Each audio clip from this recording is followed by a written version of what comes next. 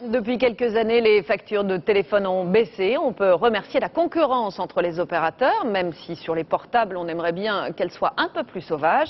Mais certains consommateurs ont choisi une troisième voie, le téléphone par Internet. Et cela peut même être gratuit, un cadeau en quelque sorte, avec votre abonnement Internet. Stéphane Despinois, Diane Richard.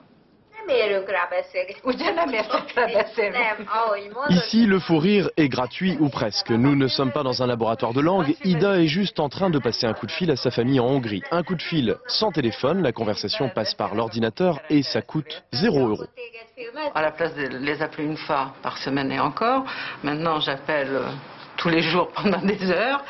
Et puis, par facture, par exemple, il y en a une au mois de février 2004, j'avais une facture de 171,53 €. En contournant France Télécom, cette facture a maintenant été divisée par 3. Tiens, justement, il y a ma cousine dans le midi qui s'était mise en ligne. Autant dire qu'elle n'a plus une minute à elle. La recette pour téléphoner gratuitement partout dans le monde, c'est de charger un logiciel. Le plus connu, c'est Skype. Bien sûr, il y a 2 conditions. Être déjà sur Internet à haut débit et il faut que votre interlocuteur soit aussi sur Skype et présent derrière son PC.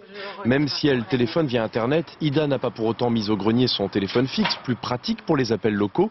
C'est donc une révolution douce pour les opérateurs. C'est sûr que la partie téléphonie va devenir de moins en moins importante dans nos revenus. En revanche, les revenus de prestation de services, dans lesquels vous avez l'accès à Internet, dans lesquels vous avez l'accès au débit, dans lesquels vous avez l'accès à la télévision sur ADSL, va devenir de plus en plus important. En résumé, ce qui va être perdu d'un côté sera gagné de l'autre. Pour le consommateur, en tout cas, le téléphone via Internet est bon pour le porte-monnaie. Comme c'est une technologie qui amène les coûts quasiment à zéro, on peut s'attendre à ce que le prix de la téléphonie tende vers zéro.